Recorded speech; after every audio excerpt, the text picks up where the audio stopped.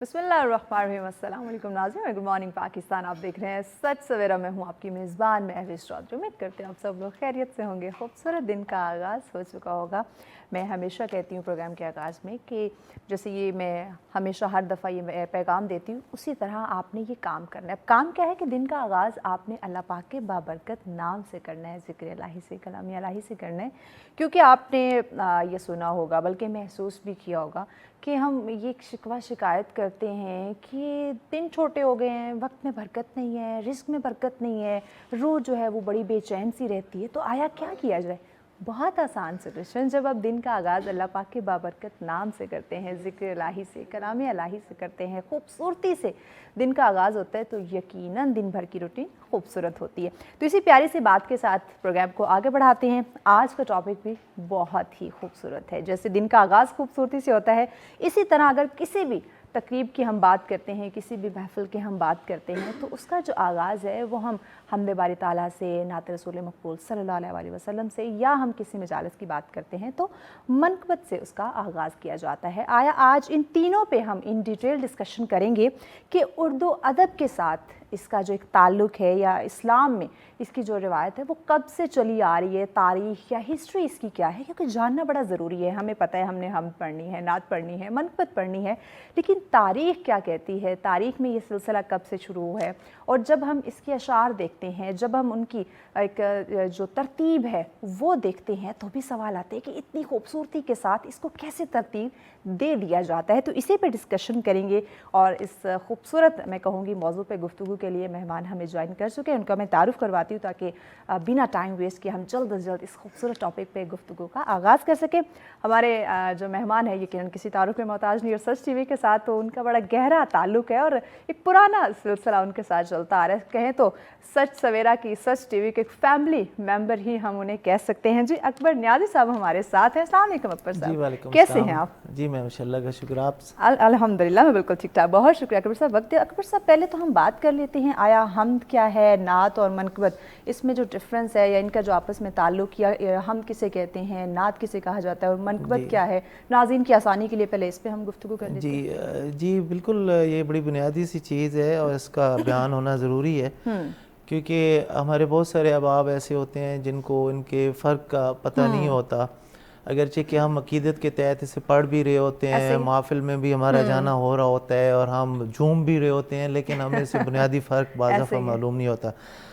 अगर हम हम्द की बात करें महविश, तो हम जो है वो सनाए जमील है उस बाबरकत ज़ाते इलाही की जिसके कब्ज़े कुदरत में ये सारा जहान, हम सब की ये जो ज़िंदगी हैं, जो मामलात हैं, सब कुछ है, और उसकी कारफरमाई जो है वो दुनिया के हर गोशे में है। तो हम्द में सिफ़ात इलाही का बयान दरअसल मौजूद होता है, और इसकी रवायत बहुत पुरानी है, क्योंकि ये देखें कि 1,24,000 पैगम्बर आए हैं, और उस वक्त से ज़ात इलाही तो तज़किरा रही है हर दौर में, मतलब बहुत पुरानी तारीख़ है। उसमें मुख्तलिफ जो है हम्द का सिलसिला वो चलता आ रहा है, और ये बहुत पुरानी, कई हज़ारों सदियों जो है, लाखों सदियां भी कह सकते हैं, पुरानी रवायत जो है वो चली आ रही है। तो इसमें अल्लाह पाक के औसाफ को जो है हम बयान करते हैं। उर्दू अदब भी इसी हवाले से ही लिखता है, और हम्द की एक मखसूस सिन्फ है जिसके तहत उसको बयान करते ही ये सामने आ जाता है कि हमने परवरदिगार के हवाले से ही बात करनी है, और उसी के हवाले से ही बयान है, उसी की तारीफ। जी अब आते हैं जी नात की तरफ। नात जो है वो हुज़ूर पाक सल्लल्लाहु अलैहि वसल्लम की जो उसवा हसना है, उनकी जो सीरत है और उनके जो मुख्तलिफ़ किरदार के पहलू हैं, जो उन्होंने अपनी ज़िंदगी उस वक्त गुजारी, जो उन्होंने पैगाम दिए, जो इस्लाम का पैगाम दिया, जो उनके ऊपर वही उतरी, जो उनके ऊपर मतलब मुख्तलिफ़ अवामिल हैं, जो कि बहुत बड़ी तारीख़ है उनके सीरत और किरदार के हवाले से, जिससे इंस्पायर्ड हैं, और आज दिन तक इस्लाम मज़हब हम मुसलमान चल रहे हैं। तो वो उनके औसाफ के हवाले से नात का नाम आते ही बिल्कुल वाज़ेह हो जाता है कि इसमें हुज़ूर पाक सल्लल्लाहु अलैहि वसल्लम के हवाले से ही हमने कुछ लिखा है, उन्हीं का यानी कि जिक्र बिल्कुल। अच्छा, अब आते हैं मनक़बत की तरफ। मनक़बत की जहाँ पे बात होती है, तो ये मनक़बत एक बड़ी जनरल सी चीज़ है। इसमें حضور پاک صلی اللہ علیہ وسلم کی نعت کو بھی ہم منقبت کہہ سکتے ہیں، لیکن زیادہ تر یہ ان کے خانوادے کے حوالے سے جب بات آتی ہے تو منقبت میں جیسے صحابہ کرام ہیں جو اہل بیت ہیں، جو آل رسول ہیں، تو ان کی جو توصیف جس میں بیان کی جاتی ہے تو وہ منقبت میں شمار ہوتی ہے۔ پھر اس کے بعد اور بھی پہلو ہیں جو ایک خاص ایک سلسلہ ہے، یہ جو ادب ہے، جو مذہب سے ریلیٹڈ چیزیں ہیں، جو مختلف شخصیات کے حوالے سے بھی ہیں اور جو ذات الہی کے حوالے سے بھی ہے، مقدس ہستیاں جو ہماری ہیں ان کے حوالے سے یہ سارا لکھا جاتا ہے۔ تو اس میں پھر منقبت کے بعد سلام ہے، ٹھیک ہے، نوح ہے، سوز ہے، ٹھیک ہے، اس طرح کی مرثیہ ہے، اور اس طرح کی بھی ہمارے سامنے مثالیں جس میں کربلا کے حوالے سے پیش آنے والے واقعات کو اردو ادب نے مختلف اصناف میں استعمال کیا۔ اب اس کے لیے کوئی ضروری نہیں ہے کہ اشعار کی شکل میں ہو، اس میں غزل کی شکل میں بھی اس کو لکھا گیا ہے، اس کو ہائیکو کی شکل میں بھی لکھا گیا ہے، اس کو نظم کی شکل میں بھی لکھا گیا ہے، نثری نظموں میں بھی ہاں جی لکھا گیا ہے۔ ویسے مضامین کی شکل تو موجود ہے، پوری سیرت کی پتہ نہیں کتنی کتابیں کتنی جلدیں موجود ہیں جو کہ اور آج دن تک لکھی جا رہی ہیں۔ تو یہ ہے۔ اب جہاں تک اب آگے بڑھتے ہیں کہ یہ اس کا ہم یہ کہہ سکتے ہیں کہ اردو ادب میں ہم کی نعت کی یا منقبت سلام ان کی اہمیت بہت زیادہ ہے۔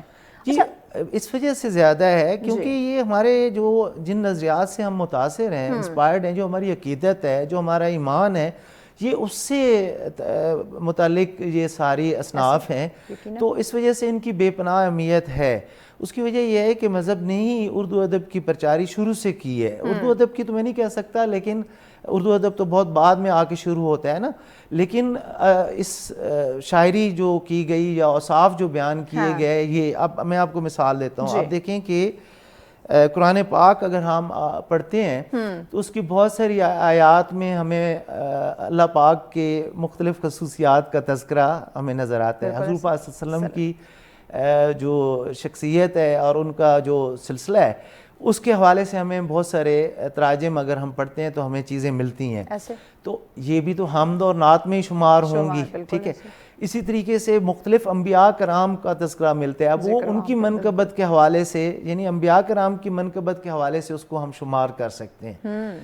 اچھا، اب جب ہم تاریخ پہ نگاہ دوڑاتے ہیں حمد و نعت کے سلسلے سے، تو یہ تو بہت اس جب دور تھا حضور پاک صلی اللہ علیہ وسلم کا، اس دور سے ہی اس کی روایت مل جاتی ہے ہمیں۔ دیکھیں سب سے ایک قصیدہ حضرت ابو طالب نے لکھا ہے، اس میں حضور پاک صلی اللہ علیہ وسلم کے حوالے سے اشعار موجود ہیں، تو اس کو پہلی نعت بہت سارے جو ہمارے محققین ہیں وہ پہلی نعت کے طور پر شمار کرتے ہیں، ٹھیک ہے۔ اس کے بعد حضرت حسان بن ثابت کی روایت ہے کہ وہ تو مسجد نبی میں ایک خاص گوشہ تھا جہاں پہ وہ بیٹھ کے تو باقاعدہ مدحت رسول فرماتے تھے، اور حضور پاک صلی اللہ علیہ وسلم خود بیٹھ کے بھی سنتے تھے، اور اگر کسی مشرکین مکہ میں سے کسی کو کوئی پیغام بھجوانا ہوتا تھا تو اس میں بھی ان کے اشعار استعمال ہوتے تھے جو مدحت رسول اور اوصاف رسول اور اسوہ حسنہ اور ان سیرت کردار کا بیان کر رہے ہوتے تھے۔ پھر اسی طریقے سے ابو کعب بن زہیر ہیں، ان کی روایت موجود ہے، ٹھیک ہے۔ پھر عبداللہ بن دعاہ ابن دعاہ ان کی روایت موجود ہے، اور بہت سارے صحابہ کرام ہیں جنہوں نے نعت اس وقت لکھی ہے، تو اس کی باقاعدہ جو ہے وہ ایک روایت موجود ہے۔ پھر یہ ہے کہ یہ جو سلسلہ اچھا، یہ جو ہم دیکھتے ہیں، یہ جو ایک ترتیب ہے اشعار کی، اس پہ بھی ضرور روشنی ڈالیے گا۔ دیکھیں ترتیب بھی ہے، اس میں بہت سارے فیکٹرز ہوتے ہیں۔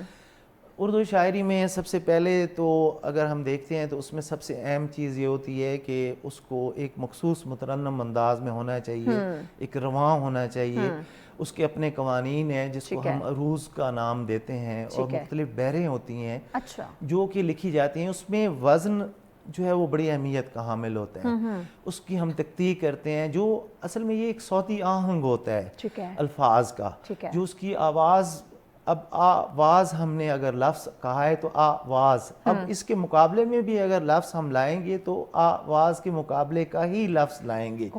اس میں مختلف اراکین ہوتے ہیں جس کو فاعلون، مفاعلون، متفاعلون، فعلون اور فعولون، مختلف اس طرح کی وہ اس میں وہ فعولون، اب یہ اس کی اس کی تقطیع ہے بیسیکلی، یہ اس کی وہ صوتی آہنگ ہے جو اس کو بیان کیا جاتا ہے. سب سے پہلے تو اس کو وزن میں ہونا بہت ضروری ہوتا ہے.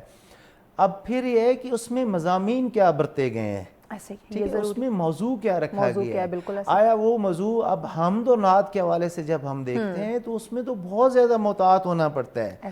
ذرا سی لغزش آپ کو سیدھا سیدھا فاطر الاسلام قرار دے سکتی ہے، آپ کے اوپر فتویٰ لگ سکتا ہے، آپ کے اوپر بہت سارے مسائل. اور ایسا ہوا ہے تاریخ میں، جب علامہ محمد اقبال نے وہ لکھا تھا شکوہ، تو بہت سارے وہاں اس وقت علماء کرام نے ان کے شکوہ کے اوپر اعتراض اٹھائے تھے.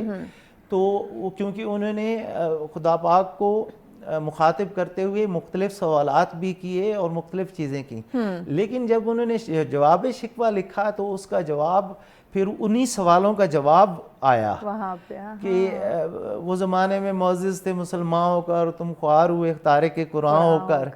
تو اس طرح کی ان کی جو شاعری تھی اس میں بہت ساری وہ عوامل وہ لے کے آئے جو کہ مسلمانوں کے اوپر سوالات اٹھا رہے تھے کہ بھئی تم اس وجہ سے آج ذبح حالی کا شکار ہو کہ تم نے اپنی اسلامی روایات کو ہی چھوڑ دیا ہے. تمہارے پاس بہت ساری چیزیں تھیں، تمہارے پاس قرآن پاک تھا، اللہ کا پیغام تھا، تمہارے پاس حضور پاک صلی اللہ علیہ وسلم کی شریعت تھی، تمہارے پاس احادیث تھیں، فقہ تھا، پورا ایک نظام تھا تمہارے پاس. پھر اس کے بعد آپ دیکھیں کہ حدیث کے بعد فقہ مختلف ہمارے اماموں کا ہے، امام ابو حنیفہ کا ہے، امام جعفر صادق کا ہے، امام مالک، احمد بن حنبل، اس طرح کے مختلف فقے ہیں. تو یہ ساری چیزیں ہونے کے باوجود بھی آپ خوار ہیں تو اس کی کوئی وجہ ہے، ٹھیک ہے. تو اس میں پھر انہوں نے اس کا جب جواب دیا تو پھر علماء کرام خاموش ہو گئے. تو یہ ایک معاملہ ہوتا ہے کہ اب سوال اٹھتے ہیں، ہر دور میں اٹھتے ہیں. اچھا، ایسے بہت سارے جیسے آپ نے ذکر کیا نا کہ اشعار، ایون ہمارے پروگرام میں کچھ ایسے آئے تھے نعت خواں، منقبت خواں کہ جن کے پاس ایسے اشعار تھے جو کہ یقیناً وہی کہ انہیں معلوم نہیں تھا، علم نہیں تھا، لیکن یہ کہ بیفور پروگرام ان سے سن لیا گیا تو وہ اشعار جو ہیں وہ کٹ کروائے گئے کہ یہ آپ نے نہیں پڑھنے. جی، اس کی وجہ یہ ہوتی ہے نا، دیکھیں اس میں نے آپ کو بتایا نا کہ بہت محتاط ہونے کی ضرورت ہے، کیونکہ وہ پہلے سے ہی ہم ایک موضوع کو لے کے بیٹھے ہوئے ہیں کہ اس میں موضوعات بڑے اہم ہوتے ہیں. پھر یہ ہے کہ آپ کو بڑا علم ہونا چاہیے، آپ کو شریعت کا علم ہونا چاہیے، آپ کو حدیث کے بارے میں علم ہونا چاہیے، آپ کو سیرت نبوی کے حوالے سے، آپ کو اوصاف الہی کے حوالے سے علم ہونا چاہیے کہ اس کیا. پھر اس میں اسلام کی مختلف روایات ہیں، مختلف احکامات ہیں، مختلف چیزوں کو اس میں بیان کیا جاتا ہے. تو اب اگر آپ کے پاس علم نہیں ہے ان چیزوں کا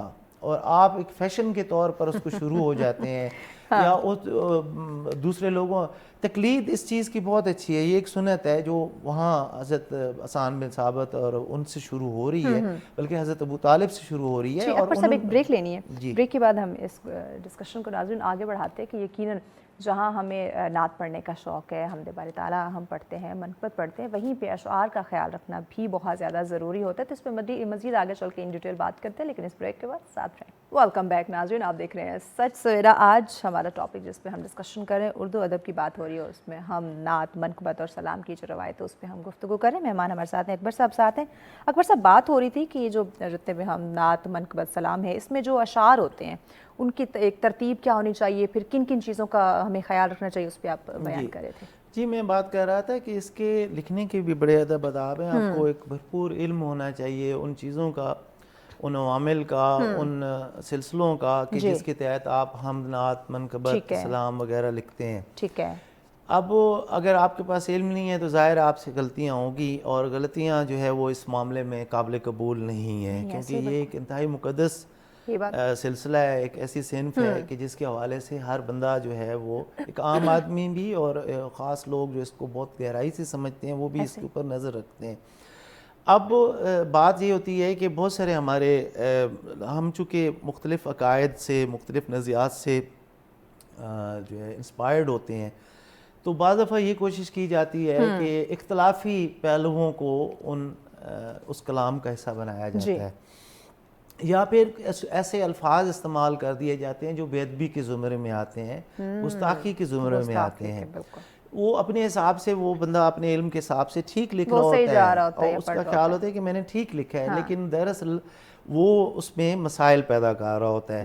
تو وہاں پہ وہ اس چیز کو بہت زیادہ، کیونکہ اس میں نعت، حمد اور منقبت، سلام اور نوحہ اور یہ ساری چیزیں ایسی ہیں، ایسی مقدس ہستیوں کے حوالے سے ہیں کہ اس میں بہت زیادہ محتاط یعنی رویوں کہ کا، غلطی کی گنجائش نہیں، ہم ہاں یہ جی، کہہ سکتے ہیں. عقیدت اپنی جگہ پر، نظریات اپنی جگہ پر، لیکن الفاظ کا چناؤ. اب اس میں بہت سارے اختلافی چیزیں ہیں. بہت سارے لوگ تم تیرے لکھتے ہیں جب، تو اس کے اوپر بہت سارے لوگ اعتراض کرتے ہیں. کچھ کہتے ہیں کہ کوئی بات نہیں ہے، ٹھیک ہے، مطلب تو یعنی وہی تم نکلتا کہنا ہے. یا ہاں جی، تیرے کہنا. لیکن وہ سب کہتے ہیں کہ آپ لکھنا چاہیے اس کو. مطلب اس طرح کے مسائل ہیں. پھر معلومات صحیح نہ ہونے کی وجہ سے کچھ ایسے بیان ہوتے ہیں جو اختلافی ہوتے ہیں، جو انتشار کا باعث بھی بن سکتے ہیں. ٹھیک ہے، تو اس کو بھی مد نظر رکھنا چاہیے، کیونکہ ہمارے یہاں جی اب آ کے ہمارے علماء کرام بھی ایک چیز پر متفق ہو چکے ہیں، اور وہ ہے اتحاد بین المسلمین. یعنی کہ ہم سارے ہی مسلمان ہیں. ہمیں یہ مختلف عقائد کے تحت، مختلف مذہبی نظریات کے تحت بہت لڑایا گیا ہے. ہمارے بہت زیادہ نقصان ہوا ہے، بہت زیادہ دہشت گردی کا ہمیں سامنا کرنا پڑا ہے، بہت زیادہ قتل و غارت کا سامنا کرے. کتنے ہی ہمارے مسلمان شہید ہوئے ہیں، اور یہ سلسلہ جو ہے وہ صرف اور صرف ایک سازش کے تحت کیا گیا ہے. تو اب اس کے اوپر اتحاد بین المسلمین کی بات ہوتی ہے کہ سب مسلمان آپس میں ایک جگہ پر قائم ہوں. پوری دنیا میں یہ ایک سلسلہ ہے جس میں ایران کا بڑا کردار ہے، جس میں ہمارے پاکستان کے علماء کرام کا بڑا کردار ہے. بالکل. ہمارے بہت سارے ایسے علماء کرام کا میں یہاں پہ نام لے سکتا ہوں کہ جنہوں نے ایون کہ ہمارے علامہ افتخار نقوی صاحب کا بڑا اہم کردار ہے، جن کے ہم اس چینل پہ بیٹھے ہوئے ہیں. بالکل. تو یہ سارا جو سلسلہ ہے کسی بھی انتشار کو پھیلانے سے روکنے کے لیے کیا جاتا ہے. تو اب وہ انتشاری چیز اگر کلام میں آتی ہے تو اس کے اوپر بھی اعتراضات آتے ہیں کہ اس کو آپ نے وہ نہیں کرنا.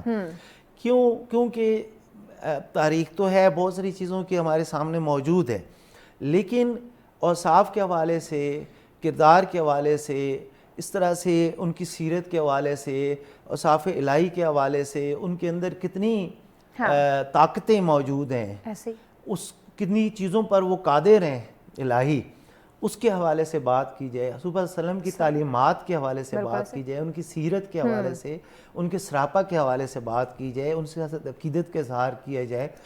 اگر حضرت امام حسین کا سلام ہم لکھتے ہیں تو ان کی قربانی کے حوالے سے بات کی جائے، ان کا جو کردار رہا اسلام کو زندہ کرنے کے لیے اس کے حوالے سے بات کی جائے.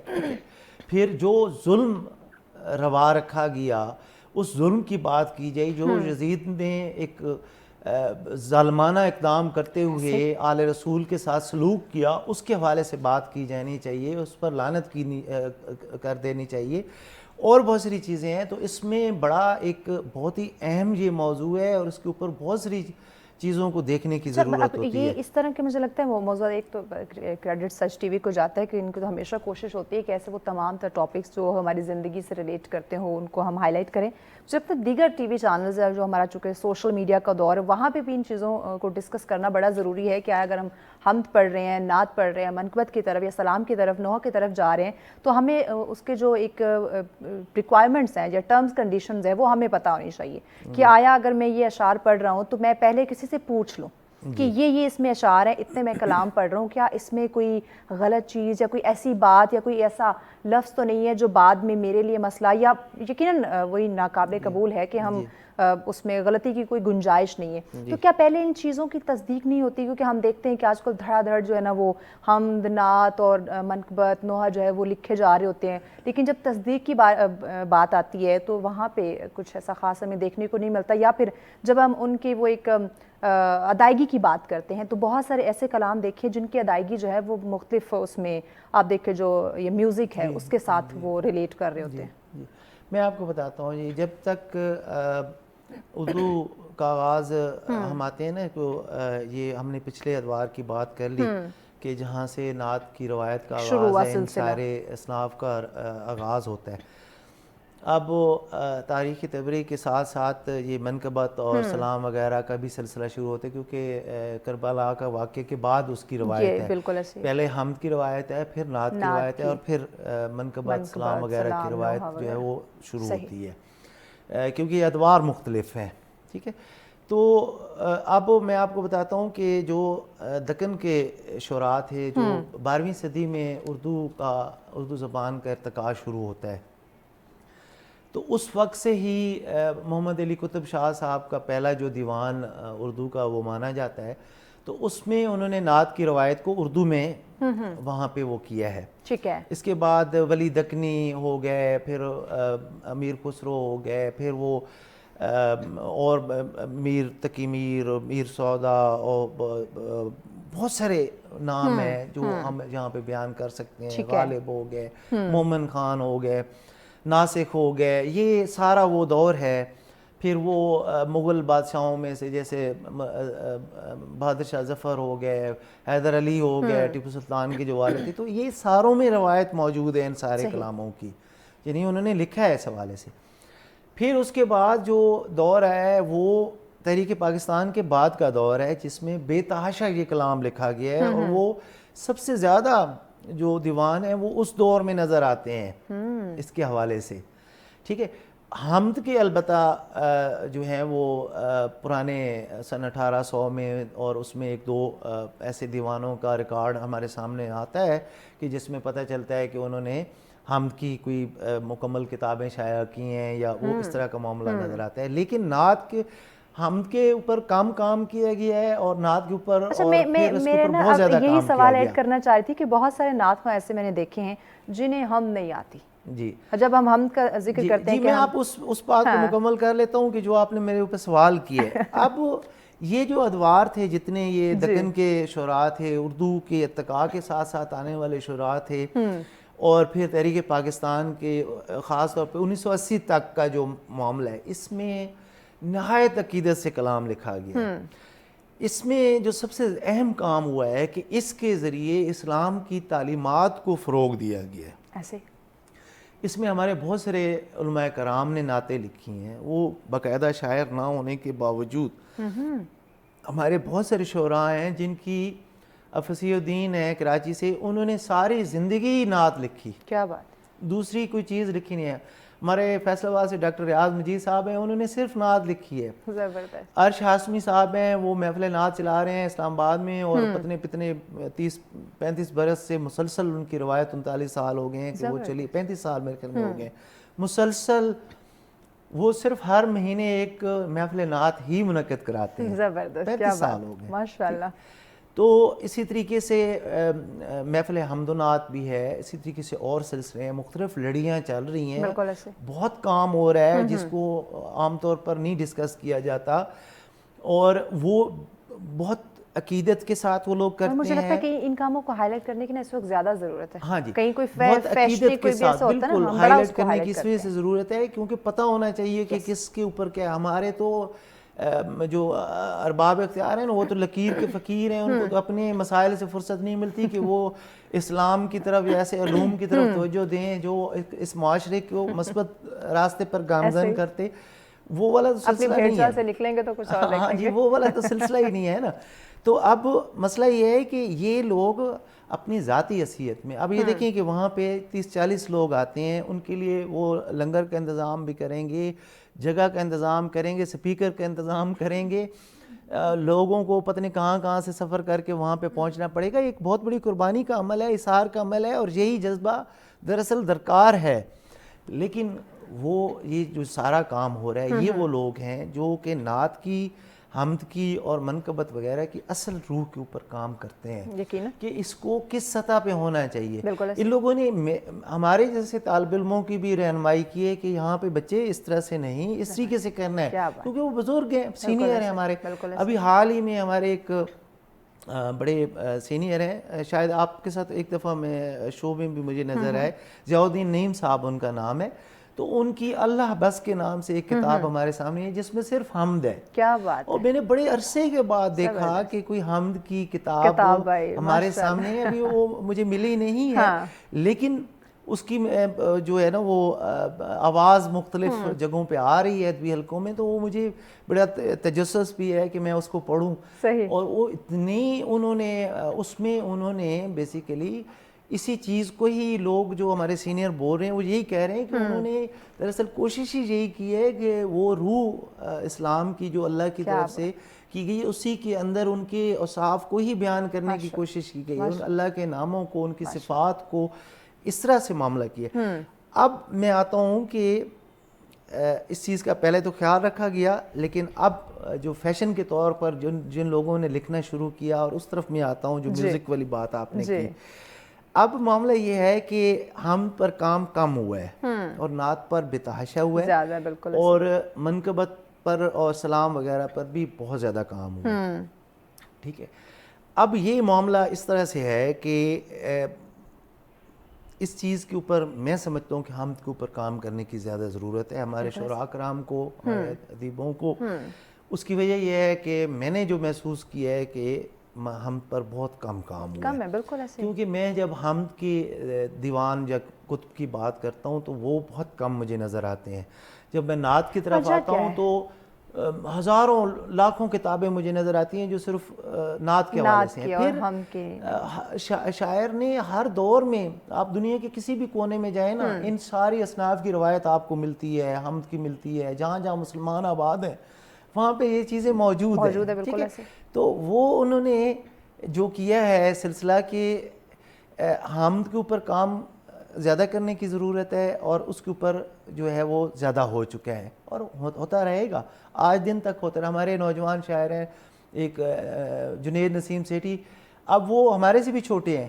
ان کی پہلی کتاب ہی نعت کی آئی ہے, پوری مکمل کتاب نعت کی آئی ہے. یعنی وہ اب اس ایج میں اتنی عقیدت ان کے اندر پائی جاتی ہے کہ وہ کہ میں ان لوگوں کا تذکرہ اس وجہ سے کر رہا ہوں کہ انہوں نے اس صنف کو, ان اصناف کو بہت اہمیت دی ہے. یہ منقبت پہ بھی یہ لوگ کام کر رہے ہیں, یہ حمد پہ بھی کام کر رہے ہیں, جیسے میں نے اور بھی کچھ اباب کا تذکرہ کیا.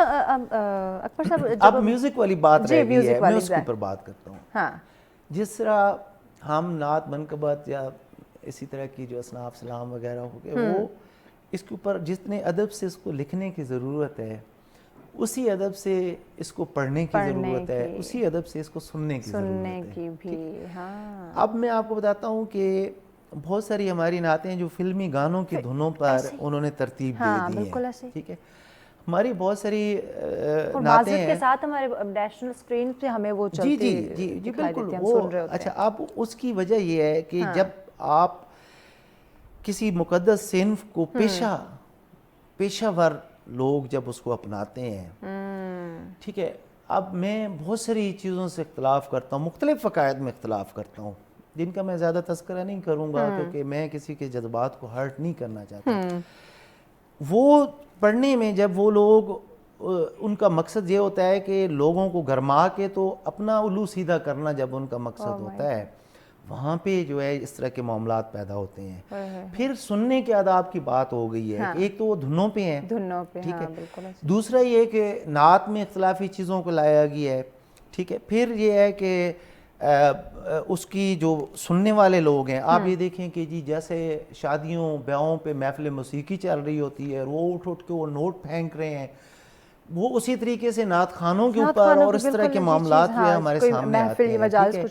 اچھا, پھر آپ بیٹھ کے آرام سے ادب سے سنیں, آپ بے شک جھومیں, سر دھنیں, ایک جو دلی عقیدت ہے, جو ایک سلسلہ ہے, محسوس کریں آپ اس کو, اس کے تحت اگر اس سے آپ عقیدت کے تحت جا رہے ہیں نا, وہ جذبہ تو خدا تو انما الاعمال بالنیات, وہ تو سنتے ہیں, اور وہ اگر عقیدت کے تحت کر رہے ہیں تو ویل اینڈ گڈ. لیکن یہ جو ٹوپی ڈرامہ ہے اور یہ جو ڈرامہ کیا جاتا ہے اس طریقے سے, اور وہ جو اٹھ کے تو وہ اس طریقے سے ہاتھ کھڑے کر کے تو ایسے ایسے ڈرامے کر رہا ہے, سننے والا بھی, اور वो करने वाला, और फिर वो अजीबो गरीब हरकत हमारे अकबर साहब सामने। ब्रेक लेनी है, ब्रेक के बाद हम आदाब पे बात करते हैं कि अगर हम नात, मनक़बत, सलाम, नोहा अगर हम सुन रहे हैं तो पढ़ने के भी कुछ आदाब है और सुनने के भी आदाब है, तो इस पर मज़ीद हम इन डिटेल बात करते हैं इस ब्रेक के बाद। साथ रहिए। वेलकम बैक नाज़रीन, आप देख रहे हैं सच सवेरा। आज का हमारा पहला टॉपिक जिस पे गुफ्तगू हो रही है उर्दू अदब की बात करें, और साथ में हम नात, मनक़बत, सलाम, नोहा इसकी क्या रवायत है, तारीख़ ये यानी कि हिस्ट्री में कब से इसका एक सिलसिला शुरू हुआ, इसकी ये जो अशार बंदी है वो कैसे होनी चाहिए, तरतीब इसकी क्या होनी चाहिए, उस पर हमने इन डिटेल गुफ्तगू की। अब आया कुछ आदाब हैं, कुछ टर्म्स कंडीशन है जो अगर आप हम नात, मनक़बत, सलाम, नोहा पढ़ रहे हैं तो उसके भी कुछ आदाब होते हैं, तो उस पर अब हम बात कर रहे हैं कि आया उनका ख्याल हमने कैसे रखना है। अकबर साहब साथ, अकबर साहब इन डिटेल बताइएगा कि क्या आदाब हैं हम नात, मनक़बत, सलाम, नोहा जब हम पढ़ते हैं तो किन किन चीज़ों का आदाब का हमने किस तरह से ख्याल रखना है। जी, अब ये मैं आपको बताऊं कि जिस तरह से हम बात कर रहे थे कि उसको मौसीकी की तरह वो नोट फेंकना या फिर सुनने के जो आदाब को वायलेट करना, इसी तरीके से पढ़ने वाले हमारे बाज़ दफ़ा ऐसे वो जो बड़े मशहूर नात खान होते हैं, लेकिन उनकी जो है वो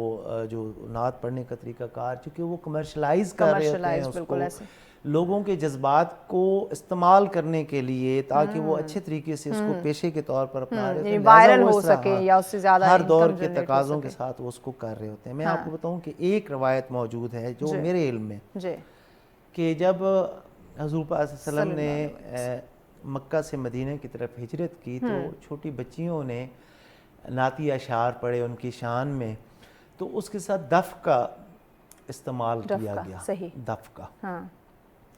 अब दफ की हद तक तो हम बात को मान लेते हैं क्योंकि उसकी रवायत हमें नज़र आ रही है, वो मिलती है हमें, तारीख में रवायत नज़र आ रही है।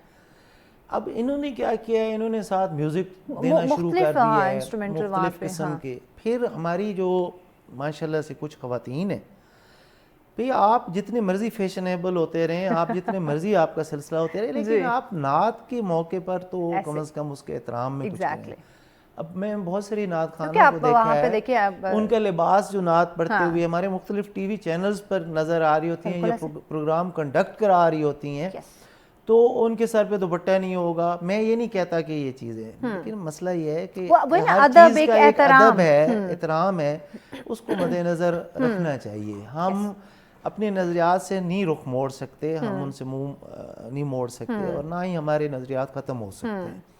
ये तो रहती दुनिया तक रहने। अगर हम बात करते हैं कि किसी चैनल पे भी ये चैनल की अपनी पॉलिसी से साइड पे रखें कि एक एहतराम पिक्चराइजेशन होती है, नात पढ़ ली है, वॉइस ओवर हो गया है, तो अब उसको जब वो पिक्चर कर रहे होते हैं, यानी उसकी कोई वीडियो बना रहे होते हैं, तो तब ख़वातीन जो मुख्तलिफ स्टाइल अपनाती हैं और साथ म्यूज़िक तो होता ही होता है, फिर वो फेर रही हैं, वो ऐसा लगता है कि वो मॉडलिंग कर रही हैं। भाई मॉडलिंग अलग फील्ड है, नात पढ़ना एक अलग शोबा है, इस चीज़ को समझने की ज़रूरत है। ये बात है।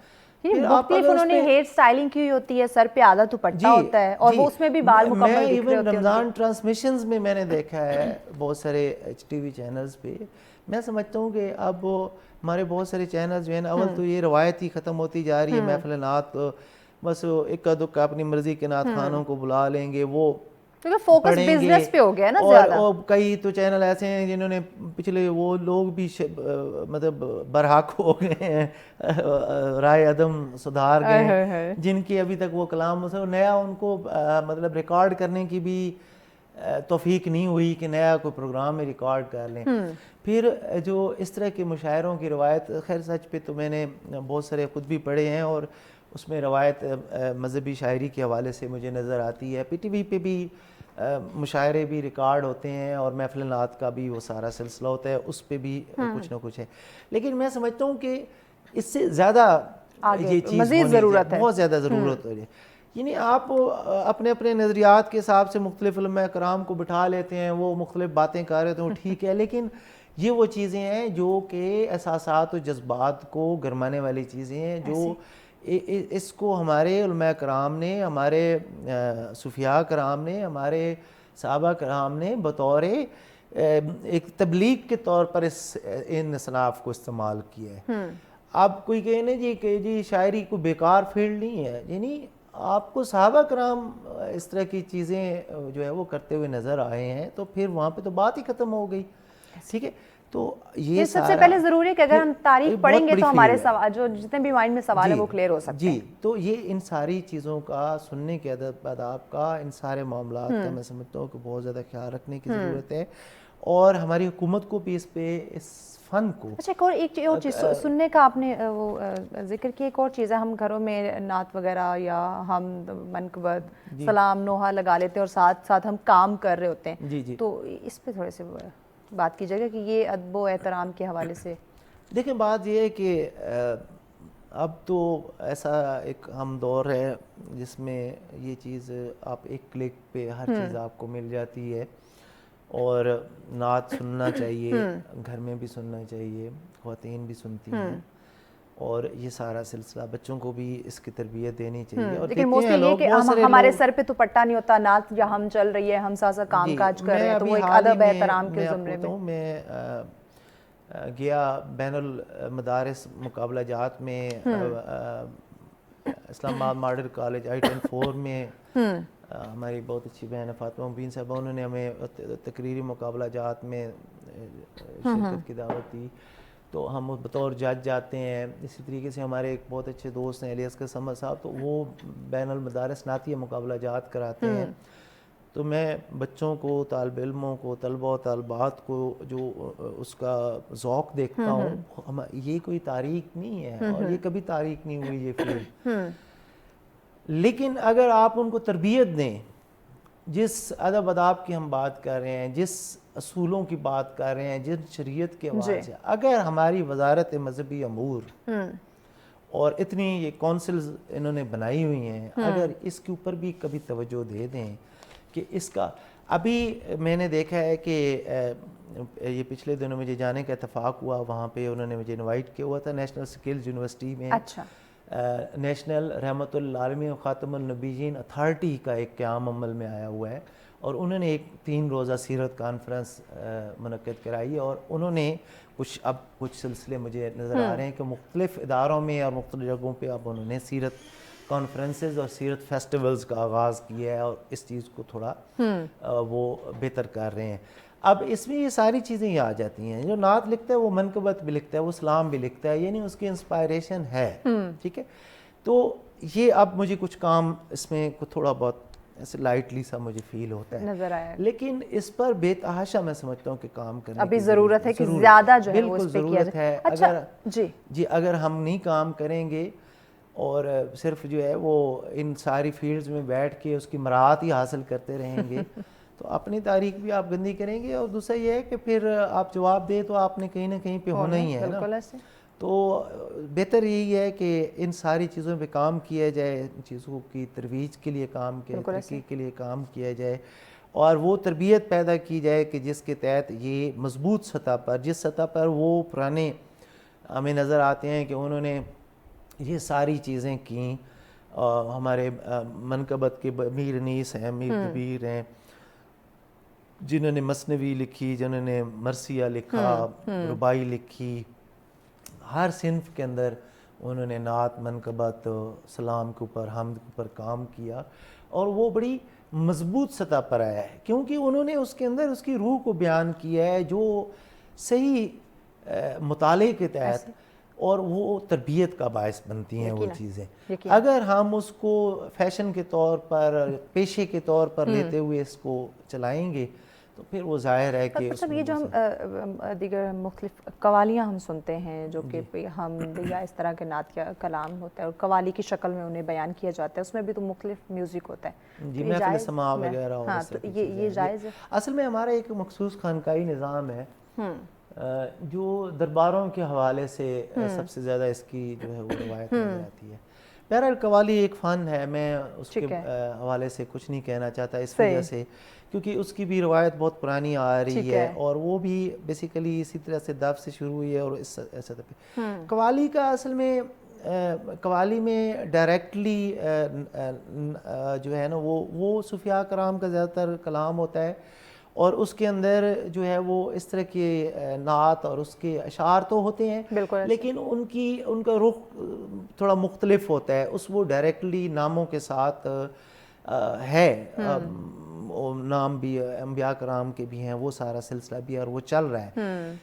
میں یہ کہتا ہوں کہ قوالی کا بہت اثر بھی رہا ہے اور بہت مسائل بھی پیدا ہوئے ہیں. بعض دفعہ آپ یہ دیکھیں اس میں بہت محتاط رہنے کی ضرورت ہے. آپ یہ دیکھیں کہ درباروں پہ اکثر و بیشتر ہمارا جو خانقاہی نظام ہے اس کے اندر یہ ساری چیزیں نظر آتی ہیں. جی. اور محفل سماع کا انعقاد, قوالی کا انعقاد, قوالی نائٹس آج کل تو روف ٹاپس پہ بڑا ایک اس کا سلسلہ چل نکلا ہے اور وہ ٹرینڈ بن چکا ہے. تو اب ہم ان چیزوں کے اوپر جا نہیں سکتے. ہم کہتے ہیں کہ ایوری فرائیڈے جو ہے یہ ہمیں دیکھنے کو ملتا ہے. چونکہ نعت اور ان ساری چیزوں سے ذرا ایک الگ وہ ہو جاتی ہے تو وہ چل رہی ہے. ٹھیک ہے. ٹھیک ہے. اب اس میں نعتی اشعار بھی شامل ہوتے ہیں, حمدیہ بھی ہوتے ہیں, اس میں سارا کچھ ہوتا ہے. بات یہ ہے کہ میوزک تو اب اس کے ساتھ ایک ٹرینڈ بن چکا ہے, اس کا ہم کچھ بھی نہیں کر سکتے. ہم چاہیں بھی تو اس کو نہیں روک سکتے. ٹھیک ہے. لیکن یہ ہے کہ قوالی اچھی سطح پر بھی اس نے بہت اس کے اثرات بھی ہیں, اور کسی بھی فن کو میں کبھی یہ نہیں کہہ سکتا کہ اس کے اندر کوئی نہ کوئی ایسی چیز ضرور ہوتی ہے. ایک اور چیز, ایک اور پوائنٹ میرے مائنڈ میں آ رہا ہے یہاں پہ کہ ہم نے بہت سارے ہمارے سنگر ہم نے دیکھے ہیں, آپ نے بھی سنا ہوگا کہ وہ اپنا کوئی بھی ایونٹ, کوئی بھی تقریب شروع کرنے سے پہلے وہ ہم سے یا نعت سے شروع کرتے, اس کے بعد گانوں پہ آ جاتے ہیں. جی. تو یہ بھی تو یہ سلسلہ ایک کوئی مناسب ہے؟ دیکھیں بات یہ ہے کہ اگر تو میں یہ سمجھتا ہوں کہ وہ اپنے طور پر وہ بڑا وہ اس طرح سے کان کو ہاتھ بھی لگاتے ہیں اور وہ ایک طرح سے توبہ طائب ہوتے ہیں, استاد کا نام بھی لیں تو وہ اس طرح کا وہ ایک ہوتا ہے ان کا خاص انداز وہ کرتے ہیں. جی. تو وہ کچھ لوگ نعت حمد کے کسی کلام سے کرتے ہیں, کچھ لوگ منقبت علی المرتضیٰ کرم اللہ وجہہ ان کے حساب سے شروع کرتے ہیں, کچھ صوفیاء کرام کا کوئی مطلب کلام پڑھ لیتے ہیں, صوفی کلام پڑھتے ہیں اور اس سے آغاز کرتے ہیں. قوالی ہوتی ہے جیسے وہ شہباز قلندر کے حوالے سے کچھ یہ مختلف انسپائریشنز ہیں جن سے اصل میں ان کا نظریہ یہ ہوتا ہے کہ وہ آغاز ان کے ذہن میں یہ ہوتا ہے کہ ہم ایک ایسی انسپائریشن سے کر رہے ہیں جس سے ان کی زندگی میں سب بہتر ہوتا رہے گا, یہ پروگرام بھی بہتر ہو جائے گا, یہ سارا کچھ ہوگا. تو ہر بندے کے اپنی نظریات ہیں, وہ اس کے تحت کرتے ہیں. اب یہ ٹرینڈز بن چکے ہیں اور ان کا ہم کچھ نہیں کر سکتے, بدلنے کی ضرورت ہے ایسے ٹرینڈز کو. لیکن یہ چیز ہے کہ میں پھر بھی یہی کہوں گا کہ محفل نعت, محفل موسیقی الگ الگ رکھنا چاہیے. اس کو جیسے ہم ان اصناف کو الگ رکھتے ہیں تو ان کو بھی الگ. پیغام کیا دیں گے ناظرین کو آپ؟ پیغام یہی ہے جی کہ چونکہ محفل نعت حمد منقبت اور اس کی بات ہو رہی ہے, اور یہ ایسی مقدس ہستیوں کا سلسلہ ہے کہ جن کے حوالے سے لکھتے ہوئے بھی میں محتاط رہنا چاہیے, محتاط رویوں کو اپنانے کی ضرورت ہے. اور سب سے اہم بات یہ ہے کہ ان کی جو تعلیمات ہیں ان پر عمل کرنا چاہیے تاکہ ہم اپنی زندگی اور دنیا اور آخرت دونوں کا ہم سنوار سکے. بہت شکریہ اکبر صاحب, وقت دیا آپ نے. یقیناً ناظرین ہم کی بات کریں, نعت کی, منقبت, سلام نوحہ کی ہم بات کریں, اگر جو ہمارے لکھنے والے جو شاعر جو ادیب ہیں انہیں بھی خیال رکھنا چاہیے, اور جنہوں نے پڑھنا ہے پھر انہیں بھی آگے اس کا جو ادب ہے, احترام, اس کا خیال رکھنا چاہیے. ان ٹرمز کنڈیشن کو جو ہے وہ فالو کرنا بہت زیادہ ضروری ہے, کیونکہ ادب احترام ہوگا تو ہمارے آگے جو آنے والی نسل یا بچے ہیں وہ بھی ان چیزوں کو پڑھ سکیں گے, سمجھ سکیں گے. اور تو بہتر ہے کہ ہم سب تاریخ کا مطالعہ کریں. جب ہسٹری معلوم ہوگی تو اگر آپ کے مائنڈ میں کچھ سوال ہیں یا کچھ غلط ہو رہا ہے یا کچھ مناسب نہیں ہو رہا آپ سے, یا ایک ادب احترام جو ہے اس میں کہیں نہ کہیں کوئی کمی آ رہی ہے, تو اسے آپ سمجھ سکیں گے اور پورا کر سکیں گے. اور ادب احترام جو ہونا چاہیے ہم نعت, منقبت, سلام نوحہ کا, وہ یقیناً ہم کر سکیں گے. بریک کی جانب بڑھنا, بریک کے بعد اگلا ٹاپک بھی بہت اہم ہے, بتائیں گے اس شارٹ بریک کے بعد. ساتھ ویلکم بیک ناظرین, آپ دیکھ رہے ہیں سچ سویرا. آج کا ہمارا دوسرا ٹاپک بہت اہم ہے. آپ نے دیکھا ہوگا ہمارے سوشل موضوعات ہوتے ہیں, ہمارے ایجوکیشن سے ریلیٹڈ ہوتے ہیں, ہمارے ہیلتھ سے ریلیٹڈ ہوتے ہیں, کچھ اردو اداب کے حوالے سے بھی ہم بات کرتے ہیں, یعنی کہ زندگی سے ہر ریلیٹ کرتا ہر چھوٹا بڑا پہلو جو ہے یا ٹاپک جو ہے اس کو ہم ڈسکس کرنے کی ہمیں ضرورت ہوتی ہے, اور ہم بات کرتے بھی ہیں. یہ سچ سویرا کی ایک بہت بڑی خاصیت, ایک پازیٹیوٹی ہے. اب جو ہمارا آج جو ٹاپک ہے دوسرا جس پہ ہم ڈسکشن کرنے جا رہے ہیں، مجھے لگتا ہے یہ ایک ایسا موضوع ہے جو ہمیں ہمارے بچوں کے ساتھ بھی ڈسکس کرنا چاہیے.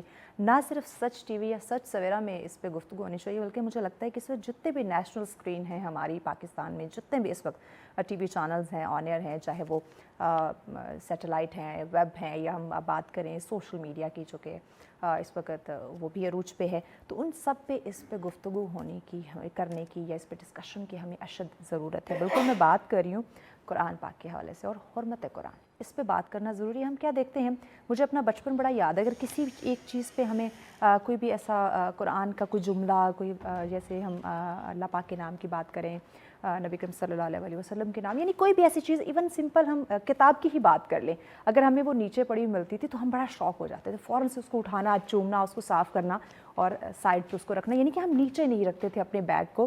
یہ مجھے اپنے اسکول کا وہ ایک زمانہ یاد ہے جو کہ ہم کرتے تھے. ایک ادب، ایک احترام، ایک محبت، ایک لگن تھی.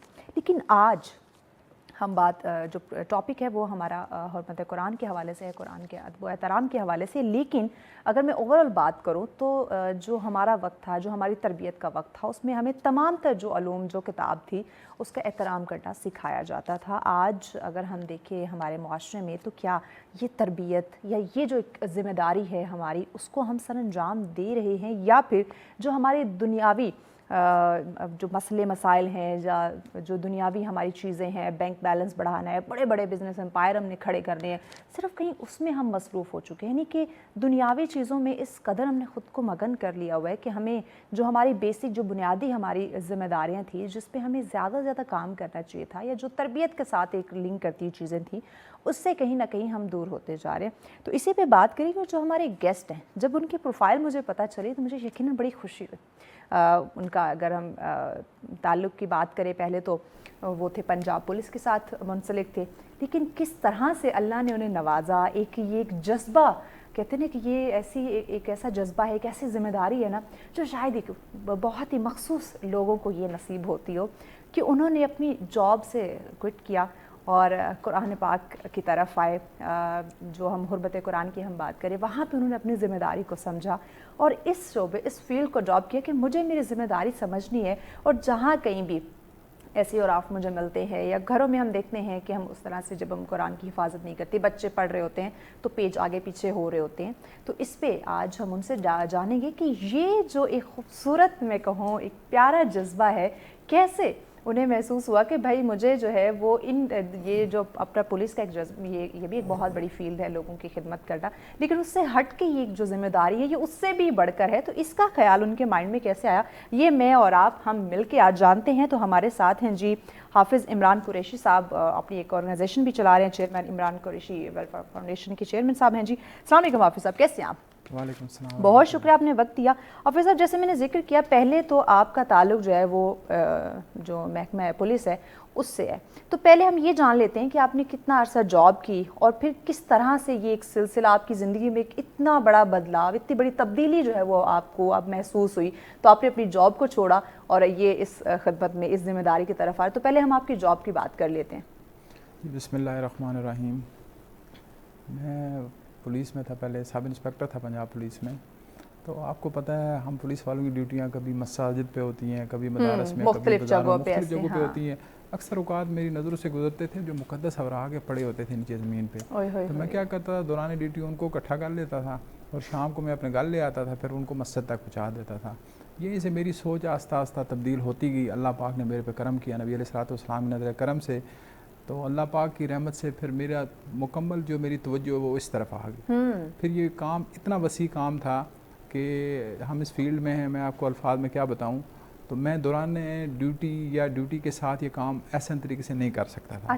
تو اس کی وجہ سے پھر میں نے رکاوٹ محسوس ہوتی تھی. جی بالکل، ٹائم کی کمی ہوتی تھی کیونکہ ہماری ڈیوٹیز کبھی رات کو ہوتی، کبھی دن کو ہوتی، کبھی سیکنڈ شفٹ میں ہوتی تھی، تو میں پراپر ٹائم نہیں دے سکتا تھا. پھر میں نے سوچا ایک دن مرنا بھی ہے ہم نے، اور یہ ہماری کتاب جو مقدس کتاب ہے، سب سے افضل کتاب ہے، اس کی حفاظت ایسے ہی ہے. نبی علیہ السلام، اس کتاب کی حفاظت خود اس نے اپنے ذمہ لی ہوئی ہے. جی بالکل، یہ اللہ پاک نے خود حفاظت کا ذمہ لیا، لیکن ہم جیسے لوگوں کو، آپ جیسے لوگوں کو اس کے لیے چنتا ہے، وہ اس کی جو ہے نا ادب احترام کے لیے اپنی زندگی کو وقف کرتے ہیں. تو الحمدللہ میری ایک سوچ پیدا ہوئی اس سوچ نے پھر مجھے یہاں تک مجبور کیا کہ میں نے نوکری کو خدا حافظ کہہ دیا. اب میرا مشن ہی یہی ہے, میں نے اپنی پوری زندگی ابھی اسی کام کے لیے وقف کر دی ہے. ہم لوگ شہید قرآن مجید اکٹھے کرتے ہیں مختلف جگہوں سے, مساجد, مدارس, بازاروں سے, گلیوں سے, اور الحمدللہ ثم الحمدللہ عرصہ 3 سال سے میں اس کام میں ہوں, اور بڑے اچھے اور احسن طریقے سے ہم اس کو چلا. صحیح. جب آپ نے جاب آپ نے چھوڑی تو گھر والوں نے نہیں کہا کہ جاب چھوڑ رہے ہو, کہ ہمارا ایک مائنڈ سیٹ بھی بنا ہوا ہے نا کہ ہمیں لگتا ہے کہ ہمارا جو گھر چل رہا ہے وہ کسی ملازمت نوکری کی وجہ سے چل رہا ہے, اگر نوکری چھوڑ دیں گے تو کھائیں گے کیا؟ تو گھر والوں کی طرف سے کوئی ایسا رسپانڈ, کوئی ایسا ریئیکشن؟ دیکھیں ریزسٹنس تو بہت زیادہ آئی. میں نے مسئلے مسائل ہوتے ہیں ظاہر. جی بالکل. جب میں نے نوکری کو خدا حافظ کیا تو اس کے بعد میں نے ایک موٹر سائیکل کی ورکشاپ بنائی. میں موٹر سائیکل کی ورکشاپ بھی چلاتا رہا ہوں اور ساتھ یہ کام بھی کرتا رہا ہوں. تو الحمدللہ ثم الحمدللہ ابھی میرا کاروبار بھی اچھا ہے, اور الحمدللہ اس کام کو بھی میں چلا رہا ہوں.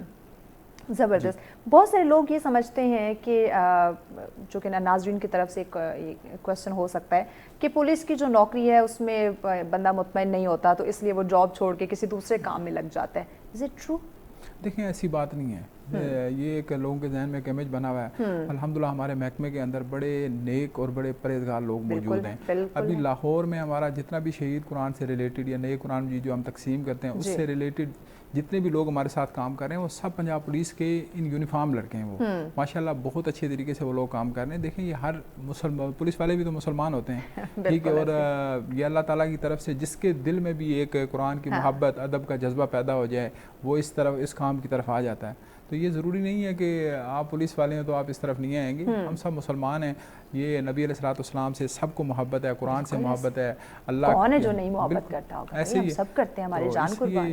اس سے کوئی افیکٹ نہیں ہوتا کہ آپ پولیس والے ہیں یا غیر پولیس والے ہیں. یعنی آپ کسی بھی محکمے سے ہوں, کسی بھی ادارے سے ہو, اس کا کوئی تعلق نہیں اس محبت کے ساتھ یا اس ذمہ داری کے ساتھ کہ آپ نے نبی کریم صلی اللہ علیہ وسلم اور کی جو آل ہے اس سے محبت کرنی یا قرآن کی حفاظت آپ نے کرنی. ایسے ہی ہمارے ساتھ اسٹوڈنٹس بچے کام کرتے ہیں, ہمارے ساتھ ٹیچرز ہیں وہ جو ہمارے ساتھ کام کرتے ہیں, یہاں تک کہ واپٹا کے کچھ ساتھی ہیں جو ہمارے ساتھ اس کام میں ہیں. دیکھیں مختلف اداروں سے لوگ بالکل مختلف اداروں سے لوگ کام کرتے ہیں. بزنس مین ہیں ہمارے ساتھ بہت سارے جڑے ہوئے ہیں جو ہمارے ساتھ اس معاملے میں تعاون کرتے ہیں.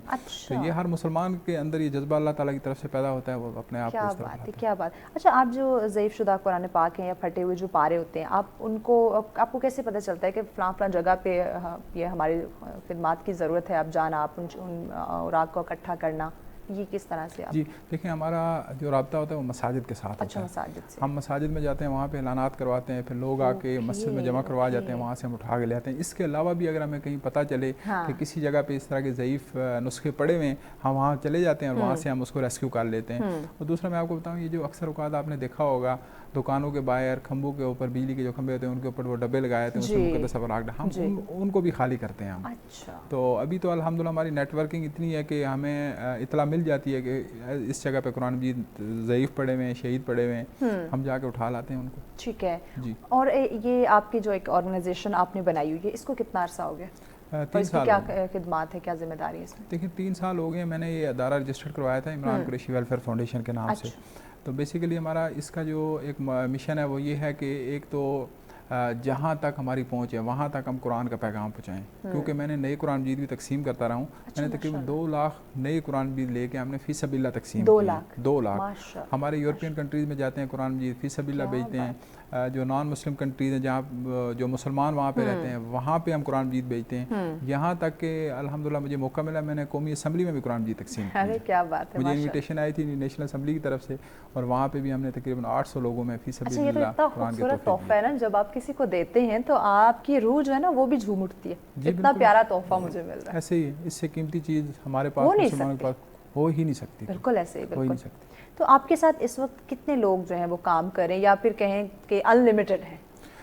دیکھیں تعداد اس طرح میں نہیں آپ کو بتا سکتا. پنڈی میں سینکڑوں کی تعداد میں, لاہور میں اس طرح ہے, پھر اٹک میں ہمارے ساتھ ساتھی ہیں, فیصل آباد میں, سرگودا میں, کشمیر میں.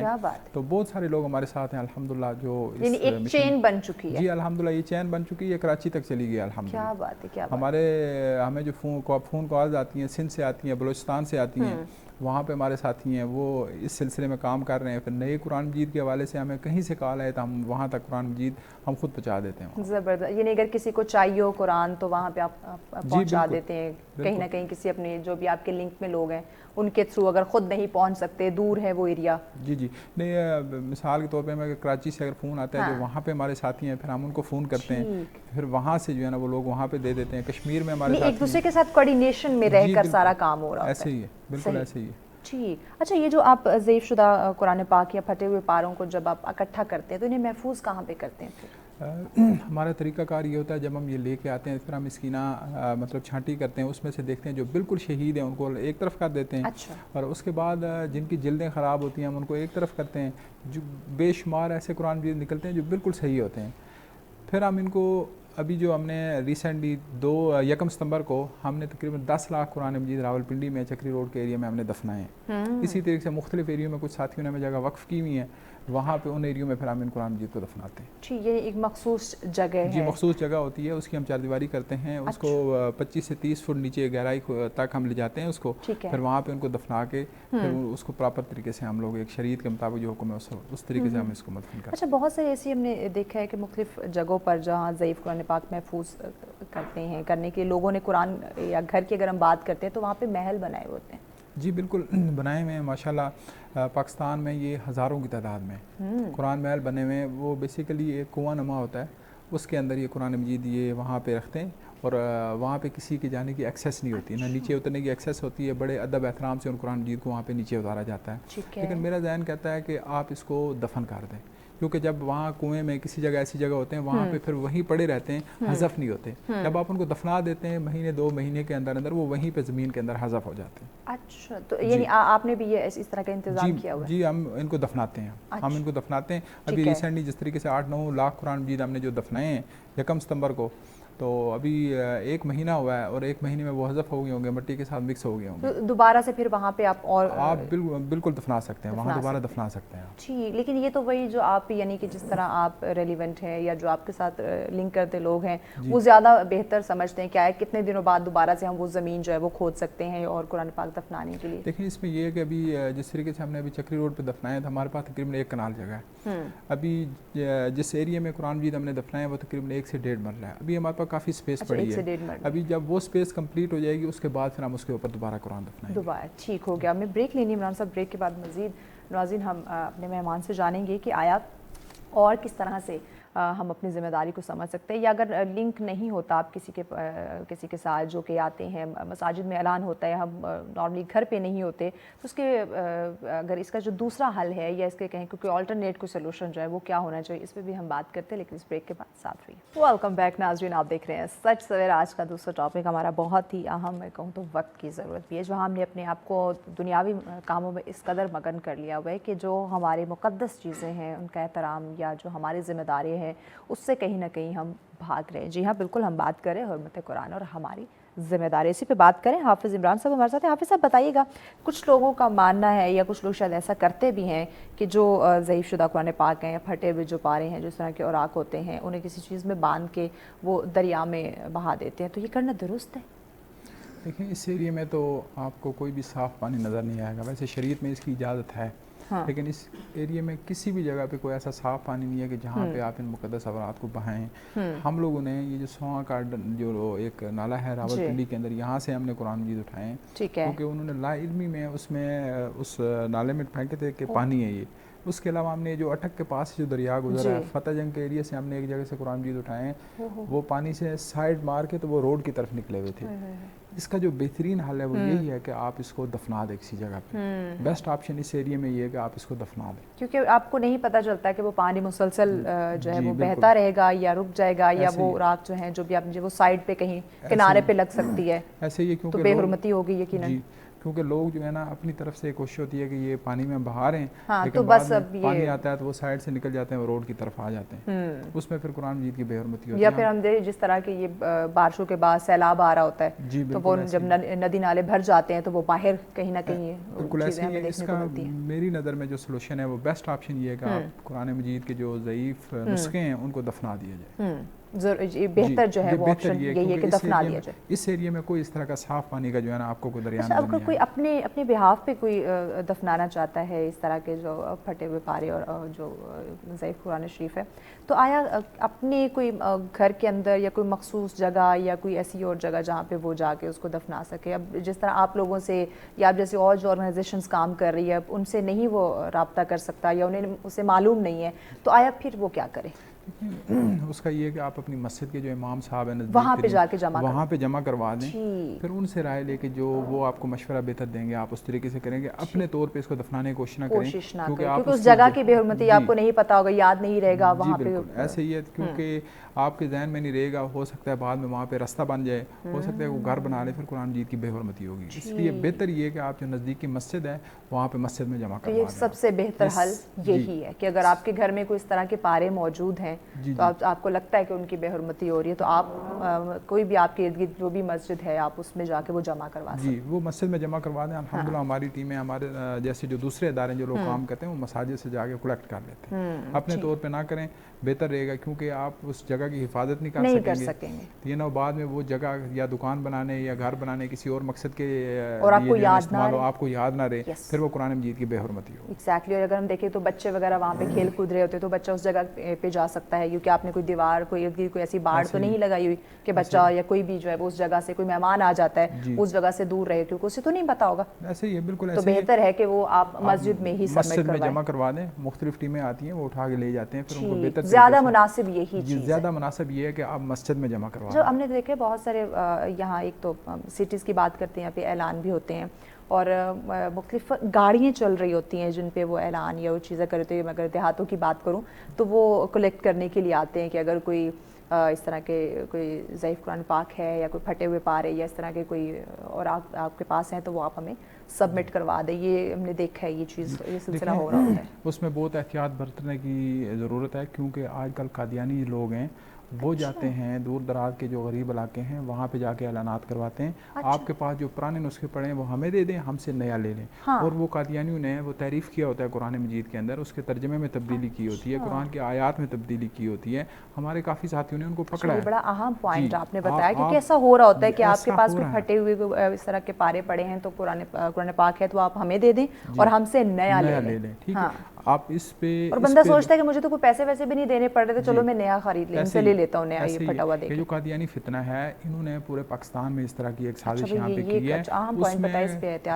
اس میں بہت حد تک یہ لوگ کامیاب ہوئے ہیں, کیونکہ لوگوں کے ذہن میں یہ ہوتا تھا کہ ہم نے اور ہدیہ دینا نہیں ہے, ہمیں نیا قرآن مجید مل جائے گا. وہ پھر ان سے لے لیتے تھے, اس سے پھر گمراہ ہونے کا, اور آپ کو پتہ ہے قادیانی جو فتنہ ہے اس کو تقویت ملنے کا خدشہ ہے. اس پہ ضرور نظر رکھنی چاہیے. اگر کوئی اس طرح آیا پتہ کیسے چلے, اب یہ بھی ناظرین کے مائنڈ میں ایک سوال آ رہا ہوگا کہ آیا اب ہمیں پتہ کیسے چلے کہ یہ جو لوگ آئے ہیں جو یہ اعلان کر رہے ہیں کہ آپ پھٹے ہوئے پارے جو ہیں یا قرآن پاک ہیں وہ آپ ہمیں دے دیں, ہم سے آپ نیا لے لیں, تو آیا پتہ کیسے چلے گا کہ یہ جو قرآن پاک ہم لے رہے ہیں یہ ایز اٹ از ہے, اس میں کوئی کسی قسم کا رد و بدل یا تبدیلی نہیں ہے؟ تو اب یہ ہم کیسے معلوم کریں گے؟ دیکھیں, اس کے لیے آپ اس طریقے سے قرآن مجید گلی محلوں میں نہیں تقسیم کر سکتے, قرآن بورڈ نہیں تقسیم کر سکتے.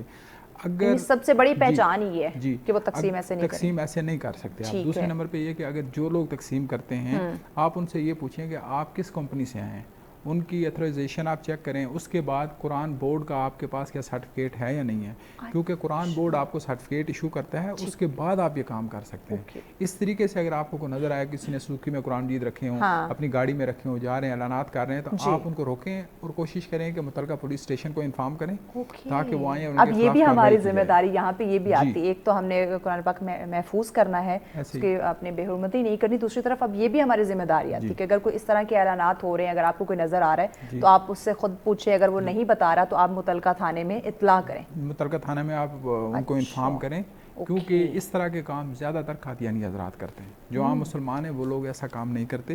یہ قادیانی حضرات اس طریقے سے کرتے ہیں, ان کو پیچھے سے فنڈنگ ہوتی ہے. وہ ایک عام مسلمان جو ہوتا ہے جس کو علم نہیں ہوتا دین کا, ایک سازش ایک چال کے تحت یہ چیزیں یہ بڑے عرصے سے کر رہے ہیں. اب الحمدللہ آہستہ آہستہ لوگ تھوڑا سمجھ گئے, سمجھ آئے. آپ کو بتاتا ہوں, جو ہم نے نئے قرآن مجید تقسیم کرنے کا جو سلسلہ میں نے شروع کیا تھا وہ اسی کے رد میں کیا تھا. ہم نے الحمدللہ ہم نے اسکولوں کے ساتھ ہم رابطے ہم نے کیے ہیں, اسکولوں میں جا کے ہم نے قرآن مجید دیے ہیں, پھر ان بچوں کے تھرو اچھا، جب آپ گھروں سے یا آپ اس طرح کے ضعیف قرآن پاک لیتے ہیں یا بدلے میں آپ جو قرآن دیتے ہیں وہ آپ مفت دیتے ہیں یا آپ ساتھ ہدیہ لیتے ہیں؟ نہیں، ہم فی سبیل اللہ دیتے ہیں قرآن مجید کا، ہم کوئی ہدیہ نہیں لیتے ہیں، ہم بالکل فی سبیل اللہ دیتے ہیں ہم قرآن مجید. میں آپ کو بتا رہا تھا کہ ہم نے اسکولوں میں ہم نے وزٹس کیے ہیں، پھر اسکول کے بچوں کو ہم نے قرآن مجید دیے ہیں، ان بچوں کے تھرو ان کے گھروں تک ہم نے پیغام بھجوایا کہ اگر آپ کے پاس اس طرح کو گاڑی والا آتا ہے تو اس کو اسٹاپ کر لیں، آپ اس کو پکڑ لیں اور فوراً آپ پولیس اسٹیشن میں رابطہ کریں، انہیں بتائیں کہ اس طریقے سے کوئی کمپنی والے آئے ہیں تو قرآن مجید دے رہے ہیں، کیونکہ یہ فتنہ سارا جو پھیلا رہے ہیں وہ قادیانی پھیلا رہے ہیں. کوئی باقی مسلمان جتنی تنظیمیں ہیں وہ اس طرح کا کام نہیں کرتے. اگر کوئی مسلمان قرآن مجید اگر کسی کو دے رہے ہوں گے تو انہوں نے کسی جگہ سٹال لگایا ہوگا، سٹال لگا کے وہاں پہ لوگوں کو اس طرح چل پھر کے یا گاڑیوں میں اس طرح اعلان کر کے نہیں کر رہے، ایسے نہیں کرتے، یا مسجد میں اعلان کریں گے یا کسی جگہ پہ انہوں نے کوئی سٹال وغیرہ ایسے ہی سٹال وغیرہ پراپر کوئی جگہ بنا کے ایسے ہی ہے، وہاں پہ سٹال لگا کے پراپر بیٹھتے ہیں، ان کے پاس کمپنی کا لیٹر ہوتا ہے، قرآن بورڈ کی پرمیشن ہوتی ہے، اس کے بعد وہ لوگ قرآن مجید اس طرح آگے دیتے ہیں. اچھا، اس کا کوئی سرٹیفکیٹ ایشو ہوتا ہے؟ یعنی کہ وہ ضروری ہوتا ہے کہ اگر آپ یہ کام کر رہے ہیں، قرآن آپ کلیکٹ کرتے ہیں اس طرح کے ضعیف قرآن پاک اور آپ نے نئے قرآن پاک جو ہے نا وہ آپ نے تقسیم کرنے، تو اس کا کوئی سرٹیفکیٹ ایشو ہوتا ہے؟ آپ کے پاس کوئی لائسنس، کوئی اتھارٹی لیٹر موجود لازمی ہوتا ہے؟ جی دیکھیں، ابھی جس طریقے سے ہماری آرگنائزیشن ہے، ہماری مکمل طور پہ سیکورٹی کلیئرنس ہوئی ہے، پرمیشن ہوتی ہے نا، جی سیکورٹی کلیئرنس ہماری ہوئی ہے. پھر اس کے بعد پنجاب گورنمنٹ کی طرف سے ہمیں سرٹیفکیٹ ایشو ہوا ہے. جو ہمارا مشن تھا اس میں ہم نے قرآن کا لکھا ہوا تھا کہ ہم اس طرح فی سبیل اللہ قرآن مجید دیں گے، بچوں تک اس کی تعلیم پہنچائیں گے، ٹھیک ہے، جہاں تک ہماری ایکسیس ہوگی وہاں تک ہم قرآن کا ایک پیغام دیں گے. ہمارے پاس جس طریقے سے ہمارے پاس سرٹیفکیٹ ہے، اسی طریقے سے اور بھی بہت ساری کمپنیاں جن کے پاس سرٹیفکیٹ ہے، وہ لوگ یہ کام کر سکتے ہیں. جن کے پاس سرٹیفکیٹ نہیں ہے ان کو گورنمنٹ کی طرف سے پرمیشن نہیں ہے. اس کا یہ ہے کہ کیونکہ ہمارے رابطے رہتے ہیں اداروں کے ساتھ، وہ ہمیں یہ کہتے ہیں کہ اس طریقے سے کوئی آپ کو کوئی گاڑی والا کوئی اس طرح کا کوئی سلسلہ آپ کے نظر میں آئے تو فوراً آپ جو ہے نا پولیس اسٹیشن کو بتائیں اور وہ آ کے ان کو لے جائیں اور ان کے خلاف قانونی کارروائی کی جائے. صحیح، یعنی کہ لائسنس لینا یا پرمیشن لیٹر ہمارے پاس جو بھی یہ بندہ کام کر اس کے پاس ہونا یہ بڑا ضروری ہے. اگر نہیں تو وہ یعنی انلیگل ہم کہہ سکتے ہیں، وہ انلیگل کہہ سکتے ہیں، آپ وہ اس طرح کام نہیں کر سکتے. ٹھیک. اچھا، مزید ہم اس پہ بات کرتے ہیں. ناظرین بریک لینی ہے، بریک کے بعد ہم مزید ڈسکشن کرتے ہیں کہ آیا جیسے ان کی آرگنائزیشن ہے اور دیگر آرگنائزیشنز کام کر رہی ہیں جو ضعیف قرآن پاک ہیں ان کو اکٹھا کرنا، پھر ان کی تاکہ بے حرمتی نہ ہو اور نئے قرآن پاک جو ہیں وہ تقسیم کرنا، تو اس میں جب ہم دیکھتے ہیں فائنینشلی کافی چیزیں آ جاتی ہیں، اس پہ بھی ہم بات کریں گے، لیکن اس بریک کے بعد ساتھ رہیے. ویلکم بیک ناظرین، آپ دیکھ رہے ہیں سچ سویرا. آج کا ہمارا دوسرا ٹاپک بہت ہی اہم، ہم بات کر رہے ہیں حرمت قرآن اور ہماری ذمہ داریاں کیا ہیں. دیکھیں، یقیناً جب ہم بات آتی ہے اس مقدس کتاب کی تو یقیناً ہمیں اس کا احترام کرنا ہم پہ لازم ہے، اور اگر ہم خدا نخواستہ کہیں نہ کہیں ہم اپنی ذمہ داری کو سر انجام نہیں دے رہے تو ایک بہت بڑا سوال ہے کہ کہیں ہمیں ہماری کوئی دنیاوی کتاب نیچے گری ہوئی مل جائے یا اس کا کوئی اور آگ پھٹ جائے یا نیچے گرا ہوا مل تو ہم ایک دم سے آگ بگولا ہو جاتے ہیں. اور یہ مقدس کتاب یقیناً جس پہ ہماری جان بھی قربان، جس کی حفاظت کرنا ہماری بہت بڑی ذمہ داری ہے. اب تمام تر دنیاوی کام یا تمام تر جو پریشانی ہے وہ چھوڑ دیں، یہ ذمہ داری سمجھنا اس وقت سب سے زیادہ امپورٹنٹ ہے. تو اسی پہ ہم بات کریں. حافظ صاحب ہمارے ساتھ ہیں. حافظ صاحب، میں نے بریک پہ جانے سے پہلے لنک دیا تھا جو فائنینشلی سپورٹ ہوتی ہے کسی بھی کام کو سر انجام دینے کے لیے، وہ بڑی ضروری ہوتی ہے، یہ تو کلیئر سی بات ہے. تو آپ کی آرگنائزیشن یا آپ جو قرآن پاک تقسیم کرتے ہیں اس میں اب ظاہر ہے آپ کو فائنینشلی جو ہے وہ سپورٹ کی ضرورت ہے، تو کیا آپ اپنی مدد آپ کے تحت اس آرگنائزیشن کو لے کے چل رہے ہیں یا اس مقدس یہ جو ایک فریضہ یہ جو کام ہے سر انجام دے رہے ہیں، یا پھر کچھ لوگ آپ کے ساتھ لنک ہیں یا کہیں نہ کہیں سے فنڈز آتے ہیں؟ دیکھیں، ہمارا کوئی پراپر فنڈنگ کا سسٹم نہیں ہے ہماری آرگنائزیشن کا. ابھی انشاءاللہ ہم لوگ شروع کریں گے.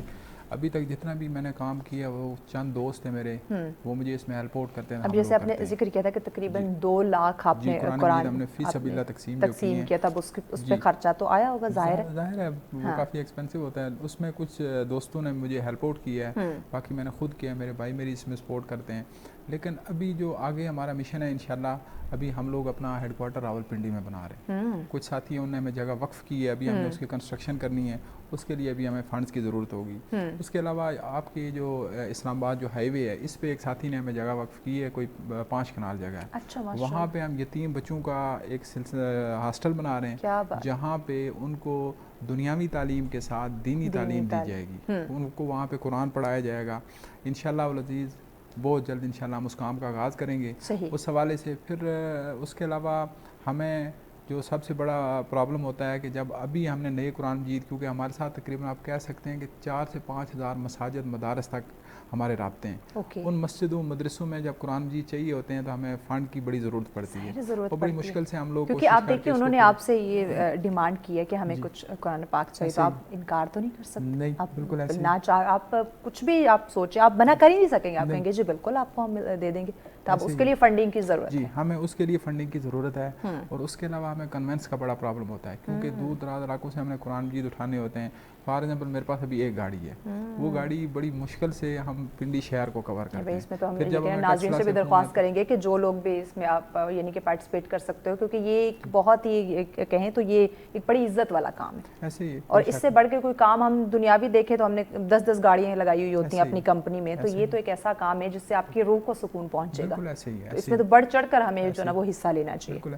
دیکھیں میں ناظرین سے یہ گزارش کروں گا، اگر آپ ہمارے ساتھ اس میں تعاون کرتے ہیں، کوئی گاڑی ہمیں وقف کر دیتا ہے، مالی طور پہ ہمیں سپورٹ کر دیتا ہے، اگر وہ گاڑی ہمیں دیتا ہے تو انشاءاللہ العزیز یہی گاڑی آپ کو قیامت والے دن جنت میں جانے کا باعث بنے گی. آپ کی وہاں یہ سواری بن کے آپ کو جنت تک لے جائے گی، کیونکہ آپ نے یہ قرآن کی خدمت کے لیے، قرآن کے ادب احترام کے لیے، قرآن مجید کے جو ضعیف نسخے اٹھانے کے لیے آپ نے وقف کریں گے، تو انشاءاللہ العزیز اللہ پاک اس قرآن کی لاج رکھتے ہوئے قیامت والے دن آپ کی بخشش کا باعث یہ گاڑی بنے گی انشاءاللہ. یہ ایسی چیزیں نا، یہ یقیناً اگر ہم سوچ رہے ہیں نا تو ہم نے ہمیشہ اس دنیا میں نہیں رہنا، ہم نے آخرت میں جانا ہے. تو یہ جو چیزیں ہیں نا یہ وہاں پہ کام آئیں گی. بالکل وہاں پہ آپ کی آخرت کو سنوارتی ہیں. اچھا ایک اور چیز مجھے بتائیے، چونکہ ٹائم شارٹ ہے ہمارے پاس، جو دیگر مذاہب کی کتابیں ہیں ظاہر ان کے لیے تو وہ ان کی مقدس کتابیں، جس طرح ہمارے لیے ہمارا قرآن پاک ہے، کرسچن کی بات کر لیں ان کی کتاب ہے، یا ہندو کی بات کر لیں، تو ان کی بھی کتابیں آپ کے پاس آتی ہیں کہ یہ جو ہے وہ ان کو کہیں نہ کہیں آپ محفوظ کر لیں؟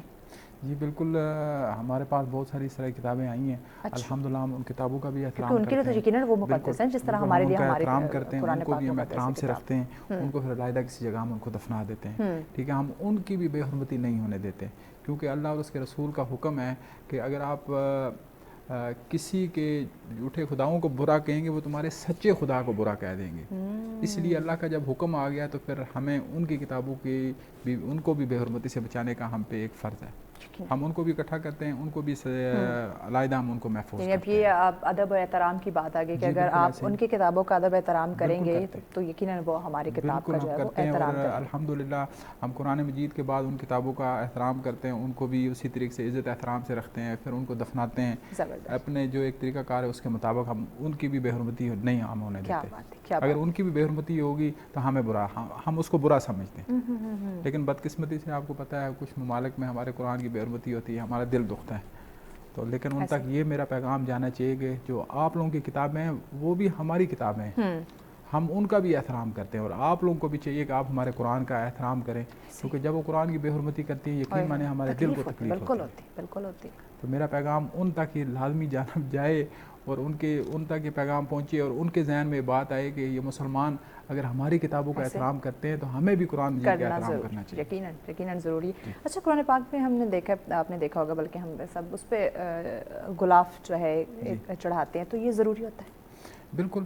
دیکھیں یہ آپ جتنا قرآن کا احترام کریں گے، جتنا ادب کریں گے، جتنی محبت قرآن کے ساتھ کریں گے، اتنا ہمارا اللہ خوش ہوگا. غلاف ہم اس لیے چڑھاتے ہیں اس کے اوپر ڈسٹ نہ آئے. ایسے ہی ہے تاکہ قرآن مجید محفوظ رہے، ڈسٹ اس کے اوپر نہ آئے.